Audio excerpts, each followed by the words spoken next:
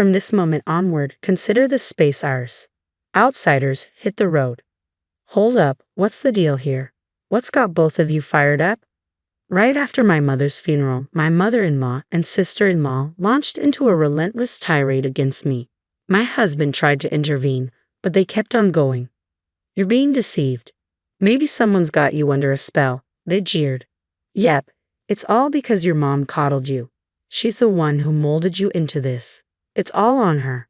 When they started disrespecting my late mother, I snapped. I can handle them trash-talking me, but I won't stand for it when it comes to my mom.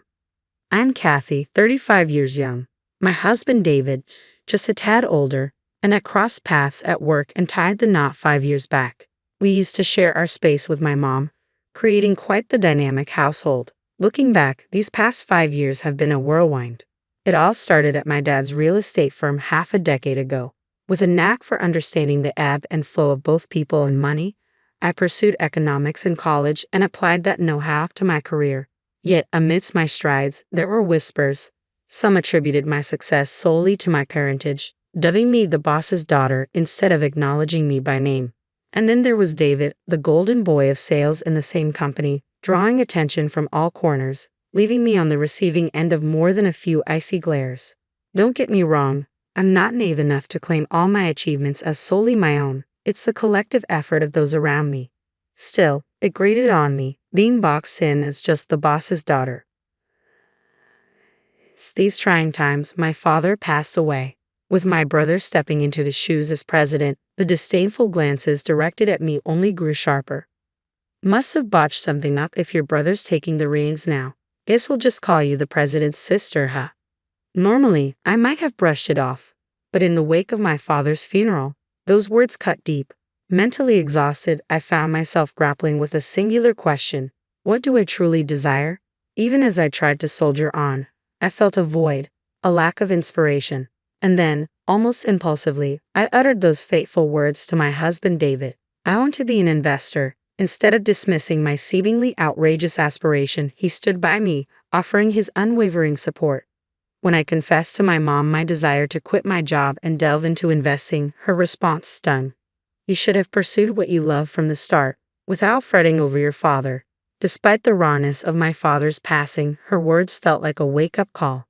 Previously consumed by the negatives, her smile ignited a newfound resolve within me, one that cared little for the opinions of others.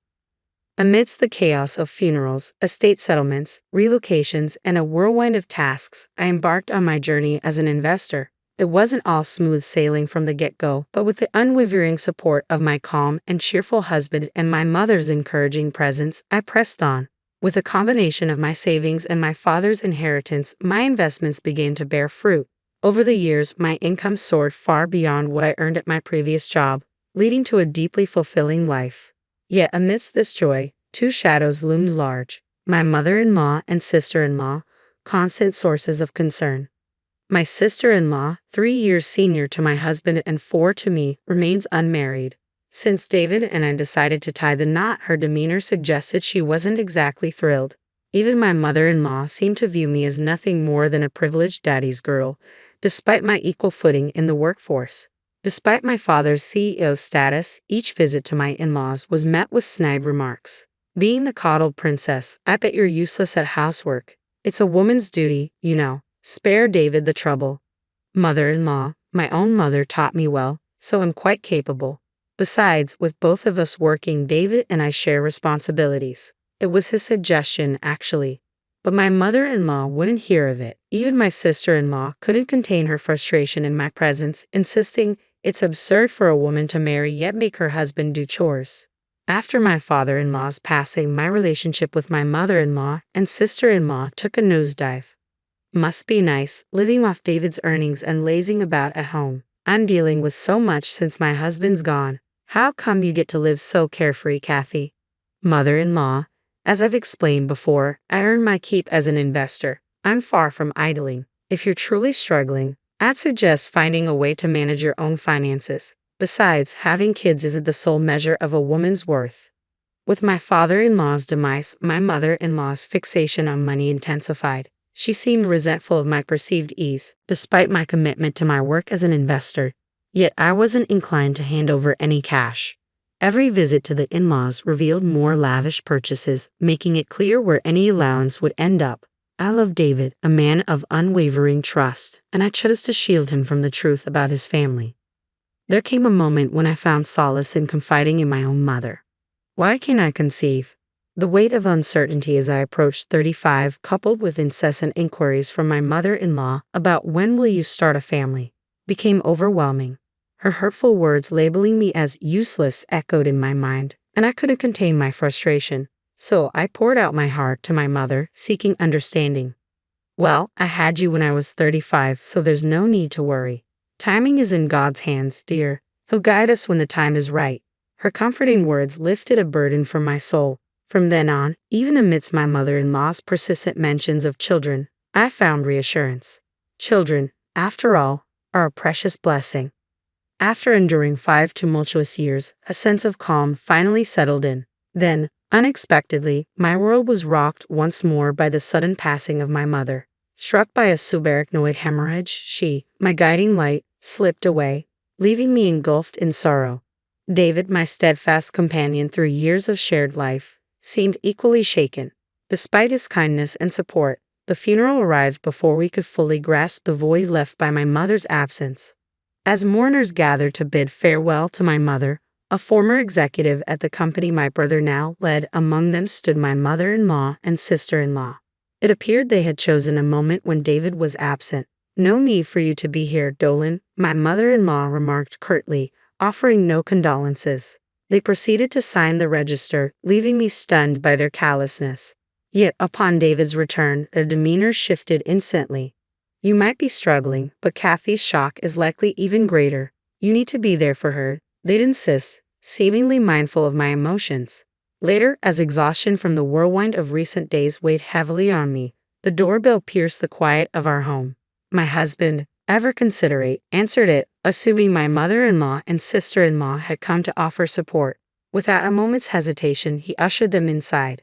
As they entered the living room, their glances towards me twisted into unpleasant smirks, and then came words I never expected. "From today onwards, this is our domain. Outsiders need to leave, Mom," David exclaimed, his surprise evident. My mother-in-law's words poured forth unabated. "Until now, we've tolerated your presence because your mom was here, but now, only jobless Kathy remains. If you let yourself be leached by such a woman, you'll ruin yourself. We'll move in with you, so you need to divorce Kathy." "Mom, what are you saying? Especially now, and what do you mean by jobless?" "I've explained countless times that Kathy is an investor. When you say investor, it sounds like she has a real job, but let's be honest, isn't she just dabbling in stocks? How could such a woman be a wife? You could do so much better." "Wait a second, what's all this about bad-mouthing Kathy? What exactly are you two insinuating?" "Kathy earns her own keep. Don't belittle her efforts. You're the ones being misled. You've been under Kathy's mom's influence all this time. Haven't you been brainwashed?" "That's right. Kathy's turned out this way because her mom spoiled her. I can see why David defends her. It's her mom's fault for raising her like this." As my sister-in-law and mother-in-law continued their disparagement of my mom, my simmering anger finally boiled over. I could endure their insults directed at me, but I refused to tolerate any disrespect towards my mom. "Stop tarnishing the memory of my late mother," I seethed, glaring at them. Yet they both grinned smugly, showing no hint of remorse. Fine, we get it. You don't want us talking about your mom, huh? Now that the mom who always sided with you and allowed you to be a recluse is gone, it must be tough to face the truth." My fists clenched, trembling with suppressed rage. Taking a deep breath to rein in my emotions, I prepared to fire back, but before I could speak, it was David who stepped in. "That's enough, Mom. Stop speaking ill of Kathy," David interjected firmly, addressing both my mother-in-law and sister-in-law.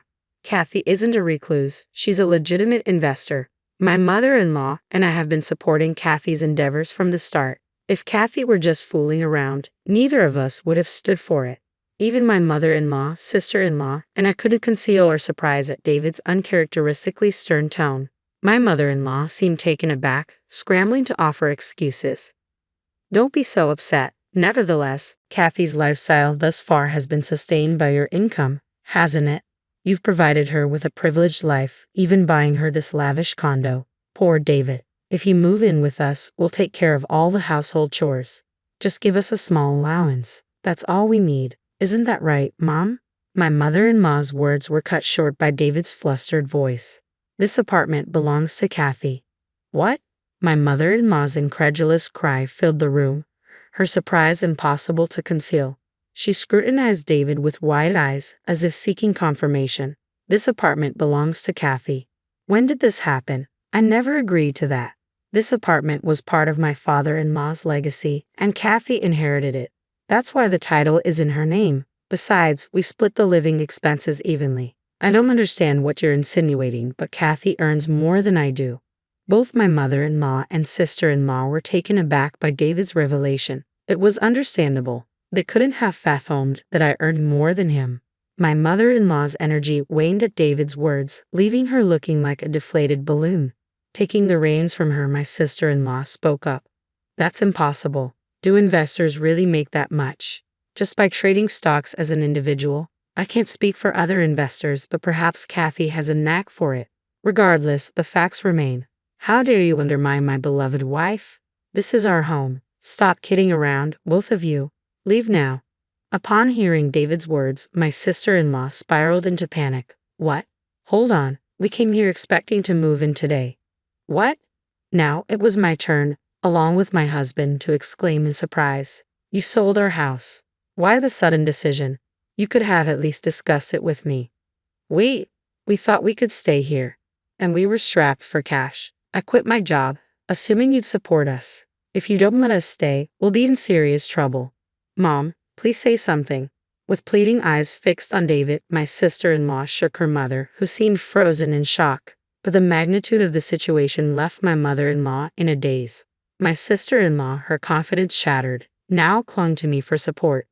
Hey, Kathy, I'm sorry.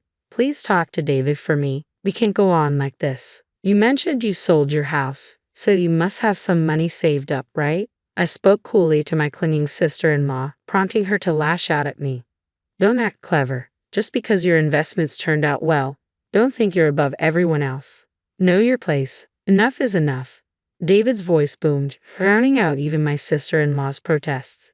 He fixed a piercing stare on her as she fell silent. Forget about the house. I won't even demand my share. Just leave right now.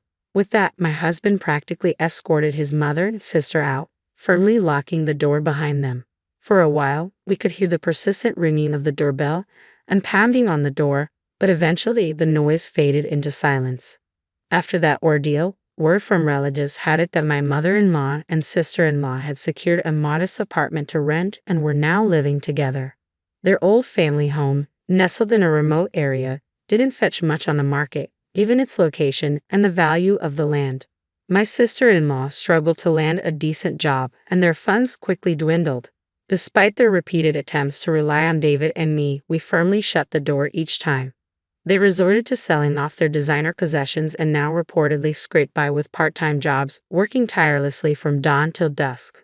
Meanwhile, I've enjoyed the freedom that comes with being an investor, no longer subjected to hurtful remarks.